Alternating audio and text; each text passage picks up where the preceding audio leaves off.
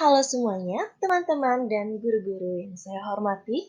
Di sini, saya dan rekan-rekan saya akan membahas tentang dinamika cuaca dan iklim dalam rangka pemenuhan tugas geografi semester 2. Nah, sebelum kami melanjutkan pembahasan materi tentang dinamika cuaca dan iklim, izinkan kami untuk memperkenalkan diri terlebih dahulu. Saya mewakili, nama saya Ida Kirana Mahayuni, nomor absen 16 dari kelas 107. Lalu ada Nakan Putu Arif Pranata Putra, nomor absen 21 dari kelas 107, dan Nikade Ayudian Puspitasari, nomor absen 22 dari kelas 107. Cuaca adalah keadaan udara berupa suhu, kelembapan, angin, dan curah hujan di suatu wilayah yang sempit dan dapat berubah dalam waktu singkat. Ilmu yang mempelajari tentang cuaca disebut dengan meteorologi. Lalu ada iklim. Iklim adalah keadaan umum kondisi cuaca yang meliputi daerah yang lebih luas dan berubah dalam waktu yang lebih lama. Ilmu yang mempelajari iklim disebut dengan klimatologi. Nah, selanjutnya saya akan membahas tentang unsur-unsur cuaca dan iklim. Jadi, unsur-unsur cuaca dan iklim, yang pertama saya akan membahas tentang suhu udara atau temperatur. Suhu udara adalah derajat panas dan dinginnya udara pada suatu tempat. Pemanasan udara dapat terjadi melalui proses yang pertama pemanasan langsung dan yang kedua pemanasan tidak langsung. Pemanasan langsung adalah pemanasan yang terjadi melalui proses absorpsi, refleksi, dan difusi. Sedangkan pemanasan tidak langsung adalah pemanasan yang terjadi melalui proses turbulensi, konveksi, konduksi, dan adveksi. Nah, selanjutnya saya akan membahas tentang tekanan udara. Tekanan udara adalah berat massa udara pada suatu wilayah. Dari tekanan udara ini dinyatakan dalam milibar atau MB. Lalu ada angin. Angin adalah udara yang bergerak dari satu tempat ke tempat lainnya. Ada pula jenis-jenis angin. Nah, sekarang saya akan membahas tentang jenis-jenis angin. Jadi jenis-jenis angin itu ada 6. Yang pertama adalah angin pasat. Angin pasat adalah jenis angin yang bertiup dari daerah subtropika menuju daerah tropika. Lalu yang kedua ada angin antipasat. Angin antipasat bertiup dari daerah tropika atau khatulistiwa ke wilayah subtropika hingga kutub. Yang ketiga ada angin musim atau muson. Angin musim adalah angin yang bergerak secara periodik. Setiap periode memiliki pola yang berlawanan. Nah, di Indonesia terdapat dua macam angin musim, yaitu angin musim barat dan angin musim timur. Angin musim barat berperiode dari Oktober hingga April, dan biasanya Indonesia saat itu terjadi musim hujan. Lalu yang kedua adalah angin musim timur yang terjadi sekitaran April sampai Oktober. Biasanya Indonesia sedang terjadi musim kemarau. Lalu yang keempat, ada angin lembah. Angin lembah adalah angin yang bergerak dari lembah menuju puncak gunung.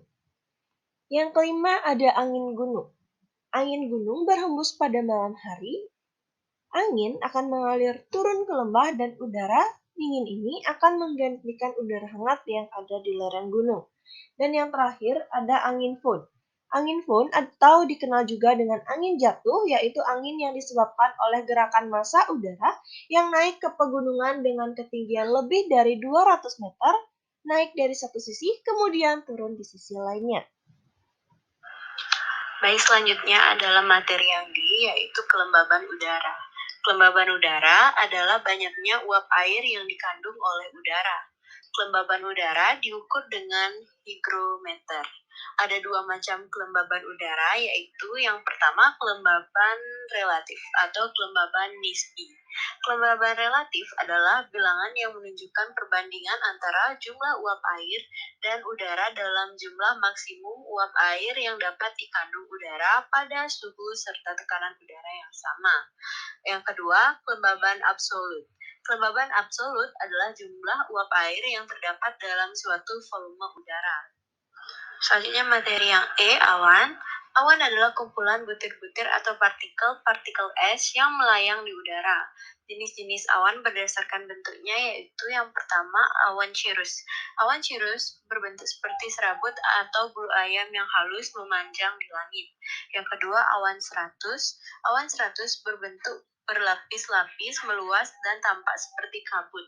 Yang ketiga awan cumulus. Awan cumulus berbentuk bergumpalan, bergelombang, dan bertumpuk-tumpuk dengan puncak yang membulat dan alas horizontal. Yang keempat, awan cumulonimbus.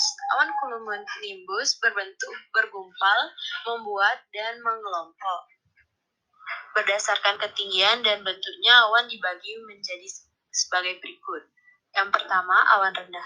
Berada pada ketinggian kurang lebih 2000 meter, meliputi awan stratocumulus, cumulonimbus, dan 100. Dua, awan menengah. Berada pada ketinggian 2000 sampai 6000 meter, mencakup awan altocumulus dan altostratus. Yang ketiga, awan tinggi. Berada pada ketinggian lebih dari 6000 meter, meliputi awan cirrus, cirrocumulus, dan cirrostratus. Materi yang F, yaitu hujan. Hujan atau presipitasi adalah peristiwa jatuhnya butir air atau es dari lapisan troposfer ke permukaan bumi. Hujan dapat mempengaruhi suhu di wilayah tertentu. Hujan dapat menyebabkan perbandingan yang lebih cepat karena penguapan tetesan air. Hujan juga mempengaruhi pola musiman di berbagai daerah. Wilayah yang sering hujan memiliki iklim yang lembab, sedangkan wilayah yang kering cenderung memiliki iklim gurun. Berdasarkan proses terjadinya, hujan dibedakan sebagai berikut. Yang pertama, hujan zenital. Hujan zenital adalah hujan yang terjadi di daerah khatulistiwa karena pertemuan antara angin pasat timur laut dan angin pasat tenggara. Hujan zenital bersifat lebat, banyak guntur, dan disertai hujan. Yang kedua, hujan orografis. Terjadi karena angin yang kaya uap naik ke pegunungan. Setelah naik, terjadinya kondensasi dan terbentuk awan. Setelah itu turun hujan. Sementara itu, di lereng lain tertiup angin fon yang kering dan disebut daerah bayangan hujan. Yang ketiga ada hujan frontal. Terjadi ketika massa udara bersifat panas yang banyak mengandung uap air bertemu dengan massa udara yang bersifat dingin. Massa udara naik, terjadi kondensasi sehingga turun hujan. 3. Klasifikasi iklim. Iklim merupakan keadaan saat cuaca berdasarkan waktu yang banyak. A. Klasifikasi iklim matahari. Klasifikasi iklim matahari berdasarkan posisi geografis lintang suatu wilayah.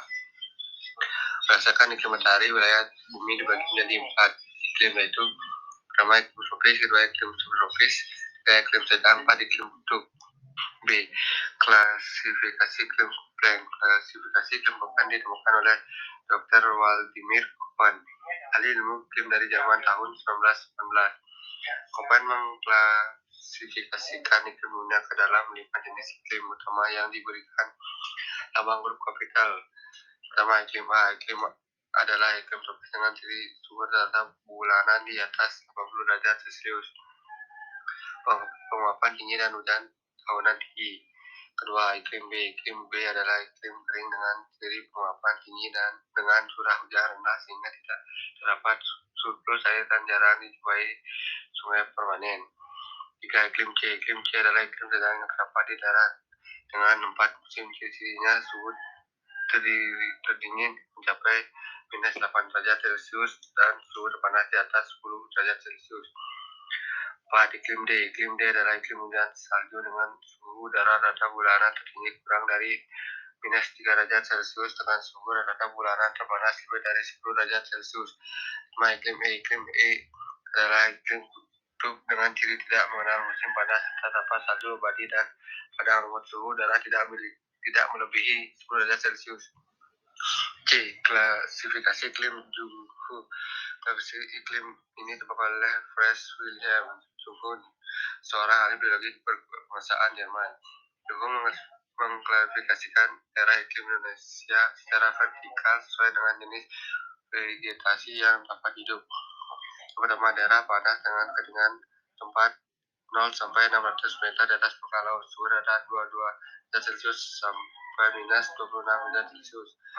Jenis mitigasi, padi dan debu.